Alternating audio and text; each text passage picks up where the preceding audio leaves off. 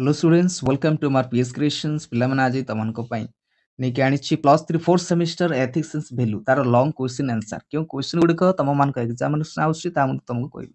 ପ୍ରଥମ କ୍ୱେଶ୍ଚିନ୍ ଯେଉଁଟା ତମର ରହିଛି ଛାତ୍ରଛାତ୍ରୀମାନଙ୍କ ନୈତିକ ମୂଲ୍ୟବୋଧ ବିଷୟରେ ଆଲୋଚନା କର। ଏଇ କ୍ୱେଶ୍ଚିନ୍ ଗୁଡ଼ିକ ତମର ଏକ୍ସାମିନେସନ୍ ଆସୁଛି ଶିକ୍ଷା। ଓକେ, ଶିକ୍ଷା କ'ଣ ପିଲେ? ଶିକ୍ଷା ହେଉଛି ଏକ ସୁବ୍ୟବସ୍ଥିତ ଗୋଟେ ପ୍ରକ୍ରିୟା ଯାହାଦ୍ୱାରା କି ଜଣେ ବ୍ୟକ୍ତି କ'ଣ କରେ ନା ଜ୍ଞାନ ଅଭିଜ୍ଞତା ହେଲା ଅକ୍ଷତା ଏବଂ ଉତ୍ତମ ବ୍ୟବହାର ଆରୋହଣ କରିଥାଏ। ଓକେ ପିଲାମାନେ ଏ ଚ୍ୟାନେଲରେ ଯେଉଁମାନେ ନୂଆ ଅଛ ପିଲେ ଏ ଚ୍ୟାନେଲକୁ ତୁମେ ଫଟାଫଟ ଲାଇକ୍ ସେୟାର ଏବଂ ସବସ୍କ୍ରାଇବ୍ କରିଦିଅ।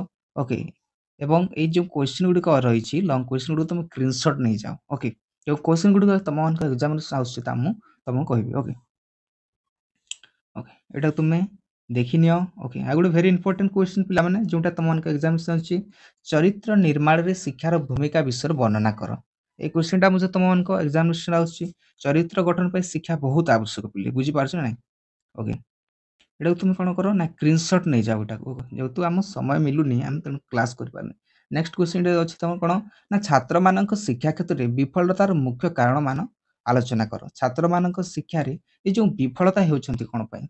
ଓକେ ତା କାରଣ ଗୁଡ଼ିକ କ'ଣ? ତା କାରଣ ଗୁଡ଼ିକ ଏଇଟା ତୁମେ ଦେଖିପାରୁଥିବ ଯେଉଁଟାକି ଶିକ୍ଷାଦାନ ପ୍ରକ୍ରିୟାରେ ଯେଉଁଟାକି ମହାବିଦ୍ୟାଳୟ ବିଶ୍ୱବିଦ୍ୟାଳୟ ଗୁଡ଼ିକ ସ୍ତରରେ ଏଇ ଯେଉଁ ଶିକ୍ଷାର ସମାନ ପ୍ରକ୍ରିୟାରେ ଶିକ୍ଷାଦାନ କରାଯାଇପାରୁନି, ଯଦ୍ୱାରା କି ଭଲସେ ଲୋକମାନେ ପିଲାମାନେ କ'ଣ କରୁଛନ୍ତି ନା କ୍ଲାସ୍ ବା ଜ୍ଞାନ ଆରୋହଣ କରିପାରୁନାହାନ୍ତି। ଓକେ ନେକ୍ସଟ କ୍ୱେଶ୍ଚିନ୍ ଏଇଟା ତୁମେ ଦେଖିପାରୁଥିବ ତା ଯେଉଁ ପଏଣ୍ଟ କାରଣ ଏଇଟା ଶିକ୍ଷକଙ୍କ ଅଭାବ ଦେଖାଯାଉଛି। ଓକେ ତା ସହିତ ପାଠାଗାରର ଅଭାବ, ଲାଇବ୍ରେରୀର ଅଭାବ, ତା ସହିତ ବ୍ୟକ୍ତିଗତ କାରଣ ରହିଛି। ଓକେ ଘରର ପରିବେଶ, ଓକେ କିନ୍ତୁ ପାଠ ପଢ଼ା ନିମନ୍ତେ ନିଜ ପରିବେଶ, ଘରର ପରିବେଶ ଏକ ମୁଖ୍ୟ କାରଣ ପିଲେ। ଓକେ ଘରର ପରିବେଶ ଯଦି ଭଲ ନଥିବ ତାହେଲେ ପାଠ ପଢ଼ିବାକୁ ଇଚ୍ଛା ଲାଗିବ କି? ଲାଗିବ ନାହିଁ। ଓକେ ଏ ଯେଉଁ କାରଣ ଗୁଡ଼ିକ ପିଲେ ଏଇଟା ତୁମେ ପଏଣ୍ଟ ଦେଇକି ଲେଖିବ, ଯଦ୍ୱାରା କି ଆହୁରି ତୁମ ଅଧିକ ମାର୍କ ମିଳିବ। ଓକେ ନେକ୍ସଟ କ୍ୱେଶ୍ଚିନ୍ ଅଛି କ'ଣ ନା ସହଶିକ୍ଷଣ କାର୍ଯ୍ୟକ୍ରମର ଗୁରୁତ୍ୱପୂର୍ଣ୍ଣ ବର୍ଣ୍ଣନା କର। ତା ଗୁରୁତ୍ୱ କ'ଣ ହେଲା କୋ କରିକୁଲାର ଆକ୍ଟିଭିଟିସ୍ ଯେଉଁଟାକି ଓକେ ତାର ତୁମେ ଦେଖିପାରୁଥିବ ଏଇଟା ତୁମେ ସ୍କ୍ରିନଶଟ୍ ନେଇଯାଅ। ଓକେ ନେକ୍ସଟ ଇମ୍ପୋର୍ଟାଣ୍ଟ କ୍ୱେଶ୍ଚିନ୍ ଆଉ ଗୋଟେ ଯେଉଁଟା ଏକ୍ସାମିନେସନ୍ ଆସୁଛି ଉଚ୍ଚଶିକ୍ଷା ଓ ଶିକ୍ଷାଗତ ଯୋଗ୍ୟତା ମଧ୍ୟରେ ପ୍ରଭେଦ କ'ଣ? ତା ପ୍ରଭେଦ କ'ଣ? What is difference between academic and educational କ୍ୱାଲିଫିକେସନ୍ସ?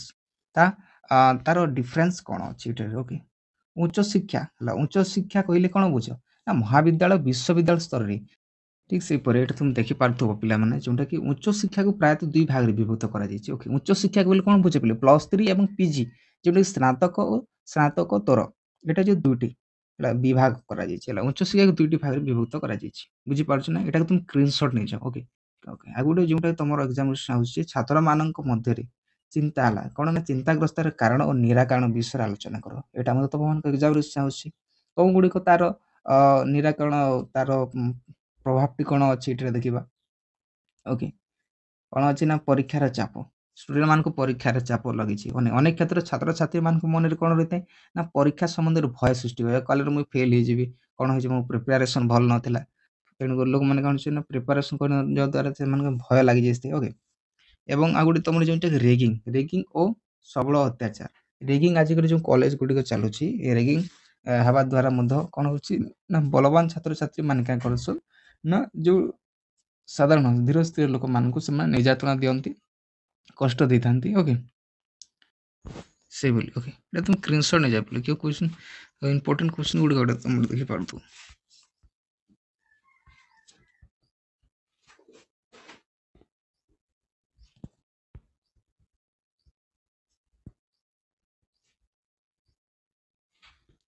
ଆଉ ଗୋଟେ ଯେଉଁଟା ତମର ରହିଛି କ'ଣ ନା ଶିକ୍ଷାର ବିଭିନ୍ନ ଅର୍ଥ ସମ୍ପର୍କିତ ବିବରଣୀ ପ୍ରଦାନ କର। ଓକେ କ୍ୱେଶ୍ଚିନ୍ ଗୁଡ଼ିକ ତମମାନଙ୍କୁ ମୁଁ ଏକ୍ସାମିନେସନ୍ ଆସୁଛି। ଓକେ ପିଲାମାନେ ଏଇ ଚ୍ୟାନେଲ୍ ଯେଉଁମାନେ ନୂଆ ଅଛ ପିଲେ ଏ ଚ୍ୟାନେଲ୍ ତୁମେ ଲାଇକ୍ କର, ସେୟାର କର ଏବଂ ସବସ୍କ୍ରାଇବ୍ କର। Okay thank you.